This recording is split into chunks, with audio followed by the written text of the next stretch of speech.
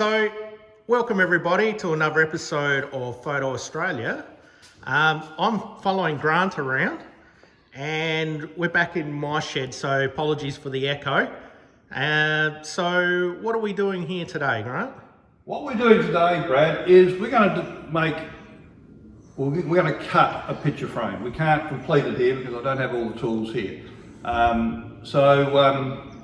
This is my old framer's corner chopper, and this is old. I was going to say, this looks school. Like, this does look very old school, Grant. Yep, but it's an oldie but a goldie. The new ones will be all pneumatically driven and cost $100,000. I know.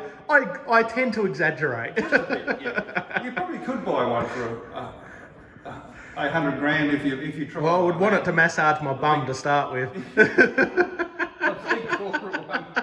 Yeah, right. I'll keep going, I think. So anyway, this is the process that we use. So we've just talked about if you're going to, and I'm not talking to the professional framers here. You guys know what you're doing, and I'm not going to try and tell you.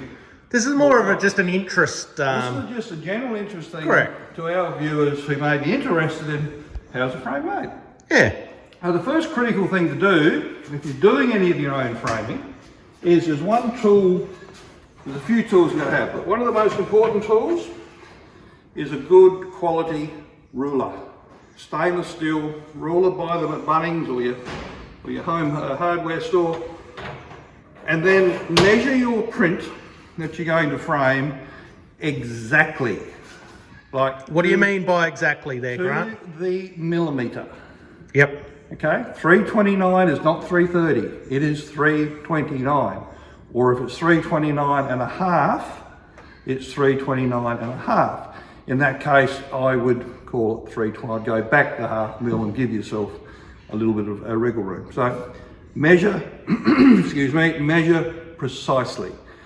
Then there's a formula on which you then have to work out for your mat board, that you cut your mat board that overlaps your image. Now, the whole purpose of framing is, yes, it's a decorative thing, but the original purpose of framing was a method to support your image, to present your image, and to hang it off a wall. And then when they got going with this initially with art, they thought, well, how can we hang this with a canvas up?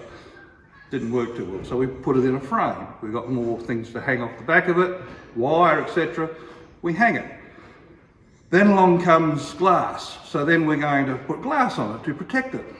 But you don't put glass against your image. If you put glass flat on the face of the image, it will weld itself to the image. I've seen that happen too. Yep. And then somewhere down the track, you'll want to take that image apart and you'll pull off all of the emulsion, etc. And it's ruined. So the mat board came about to provide an air gap between the glass and the image. And then the decorative part then built on that. So that's what we do. There's a formula to work out the size of your mat board that I won't bore you with. So we've measured our image, we've got the numbers that we want. So now we're just going to chop this frame, this bit of moulding up, so that I can take it back to my shed and complete the job. Yep. So here is the moulding, bought from your friendly moulding supplier. In this case, it's Hello Con at Southern Mouldings out at Jepps Cross. I think they are now, mile in, no, at Jepps Cross. I only use timber mouldings. I don't use plastic or aluminium. Just a personal preference. And this comes in all shapes and sizes and colours and everything else. So it will come like this. It'll be square on both ends. It will generally come wrapped up like these. There's some new pieces we'll be cutting up a bit later. So first thing we've got to do is we put it in the machine. Now, see all these levers and things here? This slides in. We slide that in and sit it up against the rebate under there. And then this moves the guide up and down. So I And that's the real touchy-feely process here, because you want that guide to support. It's just touching now. I'll back it off, tap that in, make sure it's not tight and that, so it sits there for me. Same on this side. Tighten, all good. So, because we had the square ends, right? The yellow dot there you see is because there's a little bit of an allowance made for a minute flaw in the timber. There's a little mark there, but sometimes you'd cut them out, but that one's okay. Oh, okay, so they put that sticker there just to make you aware of it. Warn you that it's okay, that's pretty good. So right, so we now need to get our first. This hasn't been used for a while. So we pull that rebate back, see how that slides in and out. Pull the chopper back. Never pass your fingers in there. Never do that. Might have something to do with a very sharp knife, Grant. Yes, and that is incredibly sharp. Okay, so we come in a couple of clicks. Do it again. Couple of clicks. Probably do that in 3 cuts. Final cut. So now we have our angle set, right? Yep. Without So that's cut a nice 45 into it. Yep. I should have a little bin back there collecting all that. That's all right. We'll clean it up later. Yep. So this is where measurement becomes a key thing. Now our so measurement. let's have a look what we've got here. Right. So now the first thing we need to know is the width of our moulding. Yep. Okay. Now you'll notice this is not a good finishing cut here. I'm going to cut this all oversized. I'm going to trim this in a guillotine home to get a nice clean edge. Yep. Here. Yep. So we come to this ruler here. Yep. This measurement running up here. Yep. And we set this up here till we get the rebate, which is this edge in here. See? Oh yeah. So in this case, it is 35 millimetre. Yep. So we now set our top ruler here, which slides up and down, and so does that. So we're going to set our top ruler here to 35 millimetre. We want 352 by 562. So Grant has already done the maths we've done behind all that. everything of how big he needs things. So 352, that'll just about take out that little flaw, so we'll do that. So 352 is down here at 35, so I'm going to cut it to give me a 3mm trim on either end of the. So I've now moved this down. There's my 35, see there's 30 because it's running in the opposite direction. Yep. 35 to there. So this becomes 300. Yep. 50. Yep. 5, 6, 7, 8. Go back just a little bit. Go back one more. There we go. 358. So that's giving me 6mm more than I need, which is going to allow me to trim, tidy up this end in the guillotine. Okay, so now I bed that in nice and tight there, because you know, that's got to be exact. You want that bedded in there nice and firm. Yep. So I now drop my cutter back. I don't want to take it all in one hit because you won't get a good result. Double checking my measurements again. 35 we said, 352 is what we want. Very good. Measure twice, cut once. That's right, 358, so we've got a bit extra. Right, there we go. So, bang. Probably been a little bit hungry on that first cut. Second cut. And final cut.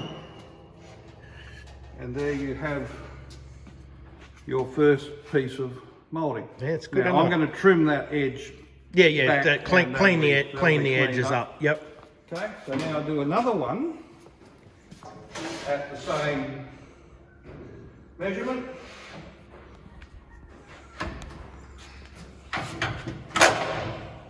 Won't be quite as hungry on that first cut. Here we go.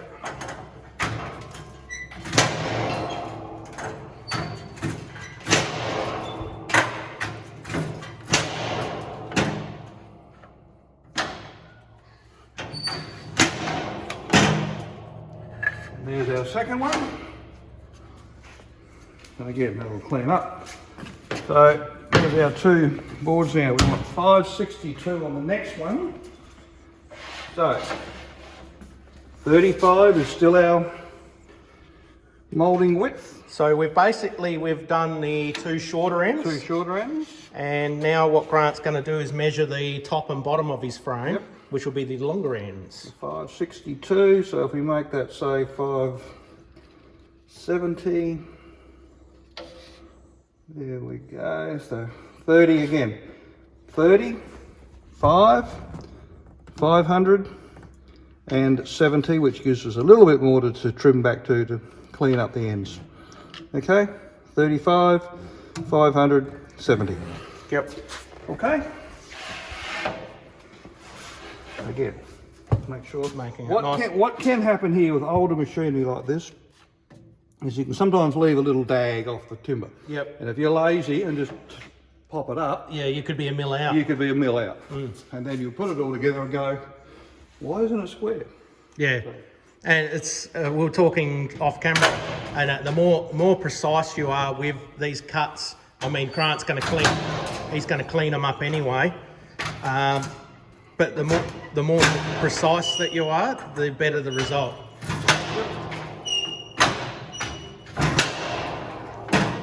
So there we go. There's our longer bit, ready to be cleaned up for the final. Yeah, they're looking good. Looking good. So we now come through and do the second one. So a lot of this is touchy-feely. I can tell you there's no dags and that just by the way that butts up. Yeah, yeah. Well, you've done a lot of cuts in your time. from doing this 10 or 20,000 times. Yeah. How many times I have done? That's a scary. You need a counter on that thing, Grant. No, I don't. No, No. I do not. No wonder I've got a bad hip and bad knees. To my hip surgeon, you're probably getting an idea of what needs to go on here. I'll send him the video. You'll probably go, oh, okay. I understand what's going on now. So there we go. So I mean, look, any pro framers watching this are going to have a bit of a chuckle and go, oh, really, boys? There's easier ways to do it. Yes, there is. An old cutter like this, you're going to pick up around the traps for probably $1,000 or so. If you go and buy a new one, I used to know their brand names, with runoff, compressed air, etc., you're talking three to 5,000. Yeah, yeah. So. And probably going up a bit now. I mean, equipment just keeps going up, but and it would be electronic and computerized and all the rest of it. It does all the maths for you and all of that stuff. That's right. But you know, this is, well, it's fallen into a hobby now. I mean, it used to be your business way back, but it's fallen into a hobby. And like I said, not many people would be doing this sort of work anyway, being as photographers. But yeah, I find it quite interesting. You know, you go to a framer and get them to do it is kind of some of the work that goes in behind the scenes. Yep, yep. Okay, so now we're going to do another one. To the same. And now that I sort of know a guy, maybe every photographer needs to know a person. So this is a different moulding. Again. So again, I'm going to slip it in there. I'm going to raise it until it's just touching. I'm doing that with feel. So it's basically what Grant's doing, it's a bit hard to see on the camera. He's adjusting the guides because you don't want to have it very sloppy that your board is rattling around in there. No, you want because the board to be precise. Correct. Also, if you have it too low, there's a danger you'll split that rebate edge. Let me show you. If you have it too low, there's your profile. Yep. So if you don't have your guide sitting up nice and tight under that, if you have it down there, no, you'll you'll split that off. Yeah. If you have it up too high, you kink it. Yep. or you change the angle you cut altogether. Yeah, yeah. So they're just the little tips. tips. After about 100, you start to get the idea when you're trying to put them together and V-nail them. Why isn't this fitting properly? It's because you haven't cut it properly. Yeah, so there's a lot in just getting these guides. Well, especially, you know, this is an older machine, but getting these guides right so that you get a nice clean cut. And again, the Connacht Southern Moulding and others, if they ever get to watch this, will be having a circle and go, right, buy the new machine. Oh, well, they get to see what the old machines were like. That's right. Okay, well, Be thankful for the new machines. I'm not doing it enough anymore No. to warrant that. And Grant, I mean, I've looked at some framing that you've put in exhibitions, and I can't see any difference between what you do and what the pros do in any case. No, but the thing is these little things with the older machine is you've got to be very precise. Yep. And you've got to take extra care. Yep. Now, so I'm coming down here now, Brad. Yep. To this, and this has been sitting here for a while, hasn't it been? Clean, so let me just clean it off so you get an idea. Is it because I'm now filming, Grant? Yes. Ooh, how about I'll just clean the machine? So, if you come around this side. Now, you can see how precise I'm being here. See, it's 24. Yep. Not 25, 24. Yep. Okay. So, your precision in framing is everything. It is, yep. So again, we want 24, and we wanted 352, so we're going to take about 358. We'll need to come down here, 24. Now, Grant, while I interrupt you, so I hope that you cut it in the wrong spot.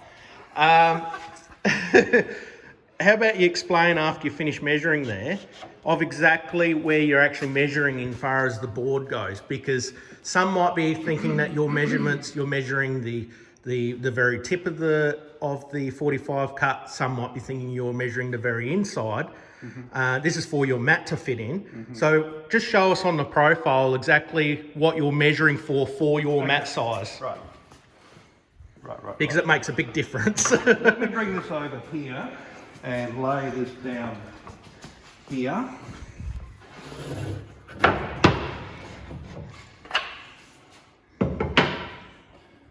do it that way.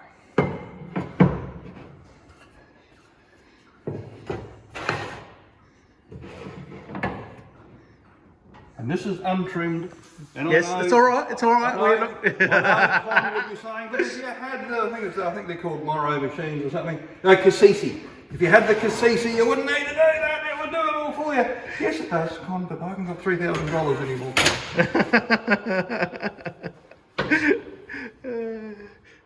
We're not judging. And this is only a hobby, Con. We're only a hobby. We're not judging. It's only a hobby.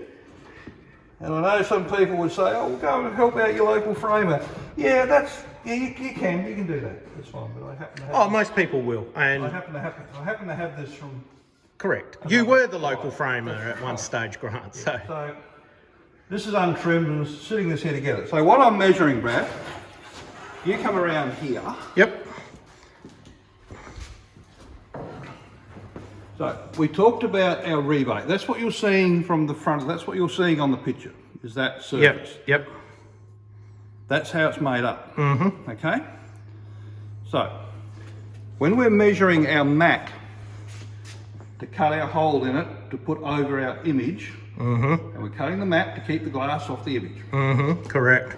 We need to measure this measurement here, right? Inside of where the mat's going to sit on that rebate. Correct. Yep. And we want to measure it so that we've got a little bit of wriggle room there. Yep. Because if we, a lot of frames, if you actually measure them, you'll find are not perfectly square. Yep. They're actually out by a apart from yours, Grant. Oh, look, I wasn't going to go. Yeah. Well, that's where it gets to, as I was making the comment earlier, Grant. And I apologise for the aircraft flying over above. They always do that when you record, don't they? Right, they do. Mind you, it's probably that echoey, but anyway. As I was saying before, the more precise that you cut things, Right. the better that it all comes together. Yep. So, So that's why we measure, and when you measure at both ends when it's all put together, measure all, and even if you want to be precise, measure corner to corner, of course. But you're measuring from that edge to that edge, and then off that measurement, you're deducting 3 millimeters, yep, which gives you a little bit of a that's wiggle you. room, Yep. because that rebate, as you can see, is about 6 mil. Yep. Okay, so you're taking half of it. Yep. In effect. You take all of it, what'll happen is your mat will fall through the hole. You don't want that. So when you're measuring and cutting, see, Grant is he's measuring for the inside size. Yes. That is, you pointed out, Grant, I can't point it while holding, but he's measuring for, so when he's cutting his pieces, he's measuring for that inside That's lip. the measurement I'm cutting for there. Oops, get that sit properly. Which I think you're a bit over in any case have because cut this a little- you're going to clean it up. A little bigger, but there you are. Yep. Okay, so that's the measurement. Yep. So that you is don't want to fall there. into the trap. Just put it on its side profile. Don't measure that. Correct. So you don't want Absolutely. to. That's the outside. That has no relevance to what you're going to be doing. Correct. in So cutting. Yeah, I thought I'd just mention that.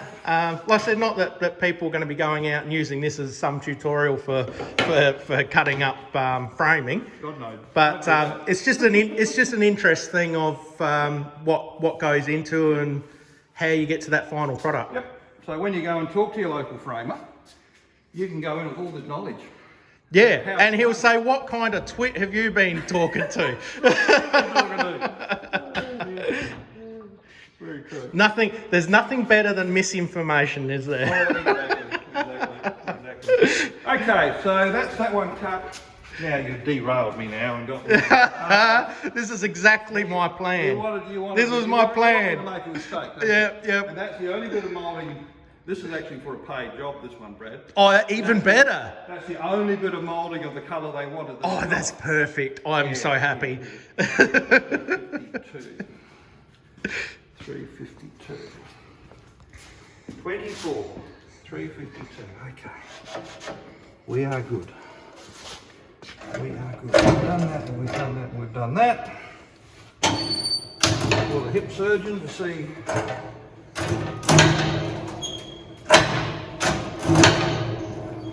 Hip surgeon just might give me some sort of hydraulic. I think he'll just tell you, "Hey Grant, just go and buy the machine." All right, well, we might leave this episode there. So, yeah, I hope you found it of interest. I find a lot of things of interest that, even though that I don't plan on, mind you, all this equipment's starting to rock up, I might have to start using some of it. It's a nice shed, this one, Brad. It is a good shed, isn't Do it? wonderful things with this. Yeah, I've got to line it yet. But, so yeah, I hope you enjoyed the episode. That's just a little bit that goes on in framing. We might do another episode with a further along stage of what you do, like glass and stuff like that. So with that, hit the subscribe if you haven't already done so, and we will see you in the next episode. We will. I'll get back to work. Bye-bye.